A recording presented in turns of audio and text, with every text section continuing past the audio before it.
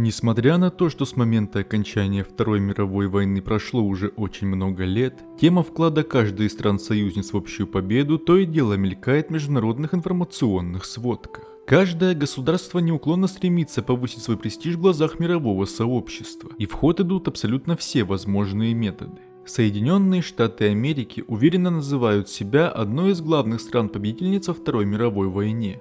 Данная тема вызывает болезненную реакцию на постсоветском пространстве, ведь именно СССР понес в этой войне самые большие потери среди всех стран-участниц. Но давайте отбросим эмоции и постараемся разобраться по фактам. Мы не будем рассматривать ленд-лиз, поставки горючего немцам и разные мелкие военные операции. Об этом уже много было сказано, в том числе и на этом канале.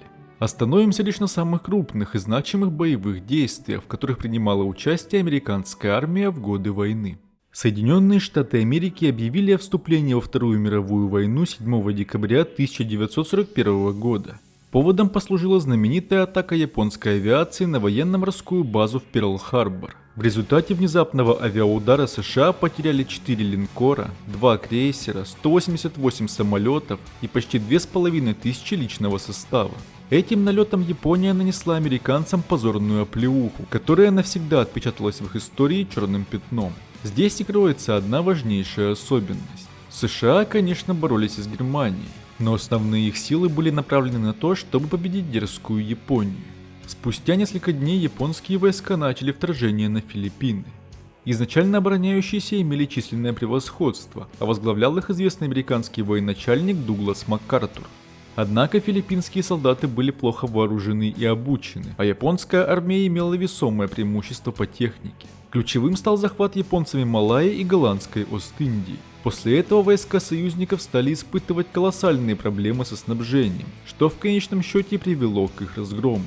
За 5 месяцев боев совместные американо-филиппинские силы потеряли 2500 солдат, а еще 100 тысяч попали в плен. К июню 1942 года филиппинский архипелаг, имевший важное стратегическое значение на Тихоокеанском театре военных действий, оказался полностью захвачен Японией. Но не везде все проходило так плохо. Вдохновившись успешной атакой на Перл-Харбор, японцы спланировали нападение на атолл Мидуэй. Цель была проста – используя эффект неожиданности, уничтожить американские авианосцы и окончательно нейтрализовать Тихоокеанский флот США. Расчет на внезапность себя не оправдал.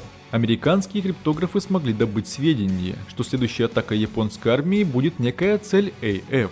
Непонятным оставалось лишь местонахождение таинственной цели.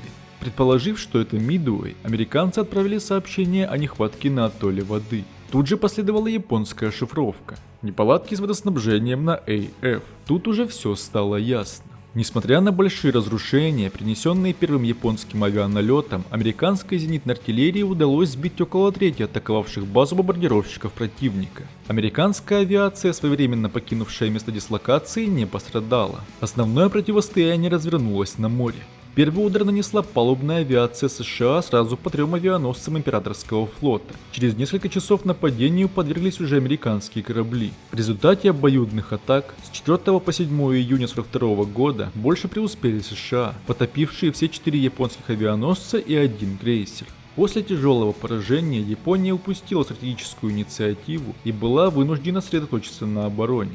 С конца 1942 года США и Япония оказались втянуты в затяжное противостояние в южной части Тихого океана, в Новой Гвинее и на Соломоновых островах. Особенно удачной для США оказалась Новогвинейская кампания, где американская армия при поддержке 3 австралийских дивизий нанесла весьма ощутимый удар по японским военно-морским силам. В жарких тропиках императорская армия в результате боев и эпидемии лишилась более 200 тысяч солдат, тогда как США потеряли всего 7 тысяч. С ноября 43-го эпицентр Тихоокеанских баталий переместился к Маршалловым островам, но лишь к 1 февраля американские войска приступили к высадке на побережье. 217 кораблей 5-го американского флота совершили массированный артобстрел десантируемых территорий. Большая часть оборонительных сооружений японцев была разрушена. Практически не оказывая сопротивления, японское командование свои основные силы перебазировало в район островов Палау. В октябре 1944 года в заливе Лейте состоялось самое крупное морское сражение в истории Второй мировой войны. Японцы всеми силами пытались уничтожить корабли Альянса союзников. Именно здесь японские летчики впервые применили тактику камикадзе. Несмотря на все их рвение, флот союзников нанес им сокрушительное поражение, превзойдя как тактически, так и стратегически. В том сражении в составе японского флота принимали участие два крупнейших линкора мира Мусаси и Ямато. В ходе битвы первый был потоплен, а второй серьезно поврежден. После этого сокрушительного поражения Объединенный флот Японии вплоть до конца войны более не предпринимал крупных операций. Летом того же года армия США захватила Марианские острова, откуда их ВВС смогли совершать авианалеты на японский архипелаг. Однако начать масштабную бомбардировку Японии мешала паутина островных баз, и первой в этом списке была Иводзима. 19 февраля внушительный американский десант из 110 тысяч морских пехотинцев и 880 кораблей всей своей мощью обрушился на маленький вулканический остров площадью всего 23 квадратных километра, который обороняли 22 тысячи японских военнослужащих. Только ценой почти 7 тысяч жизней американцам удалось подчинить себе важнейший опорный пункт.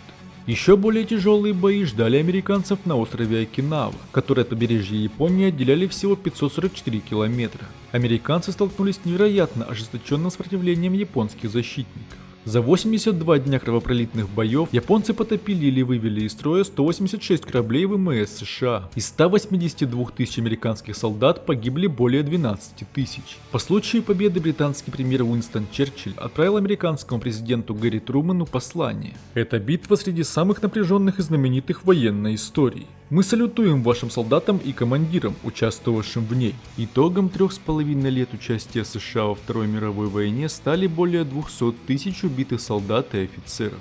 Американское командование отдавало отчет, что после вторжения в Японию эти потери многократно возрастут. 16 июля 1945 года на полигоне штата Нью-Мексико было успешно испытано новое оружие – атомная бомба. Это предрешило выбор средства, с помощью которого можно было заставить Японию капитулировать. 6 августа на Хиросиму обрушилась атомная бомба «Малыш», эквивалентом от 13 до 18 килотонн тротила. А 9 августа бомба «Толстяк» мощностью 21 килотонну упала на город Нагасаки. Жертвами взрывов чудовищной силы стали более 300 тысяч японцев. Американское командование планировало и дальше сбрасывать бомбы, однако 10 августа Япония передала союзникам предложение о капитуляции. Перенесемся в Средиземноморский театр военных действий. В ноябре 1942-го американские войска под командованием генерала Дуайта Эйзенхауэра высадились в Марокко и Алжире. За считанные дни американский десант вынудил подконтрольные марионеточному вишистскому правительству силы сложить оружие. С начала следующего года эпицентр событий переместился в Тунис. У перевала Кассерин произошло первое столкновение немецких и американских войск, в результате которого последние были отброшены более чем на 80 километров. Однако к маю 43-го совместно с британскими войсками американский корпус освободил города Безерта и Тунис. Последние плод итало-немецких войск в Северной Африке. За всю североафриканскую кампанию погибло 2715 американских солдат, а 15,5 тысяч было ранено. С июля 43 года войска США участвовали в итальянской кампании. Только к маю следующего года удалось переломить ход событий на Апеннинах. 4 июня американцы без боя вошли в Рим, который накануне во избежание разрушений был объявлен открытым городом. Черчилль надеялся, что это откроет перед союзными армиями путь на северо-восток, к Венгрии и Австрии, что вызвало неодобрение в Вашингтоне. Американскому руководству куда важнее была Западная и Южная Европа. Британский премьер уступил. В Южной Франции главной стратегической точкой являлся Марсель. Эйзенхауэр считал, что захватом этого портового города будет ускорено прибытие американских дивизий из США, и это окажет поддержку операциям союзников на севере. Освобождение Марселя выдалось очень своевременным, так как уже к осени союзники начали испытывать трудности со снабжением. 6 июня 1944 года, согласно договоренностям, принятым союзниками на Тегеранской конференции, был открыт второй фронт. В этот день войска США, Великобритании и Канады под командованием генерала Эйзенхауэра высадились в Нормандии. Любопытно, что перед операцией под кодовым названием «Оверлорд» американский военачальник оставил конверт, в котором сообщал, что всю ответственность за возможный провал берет на себя.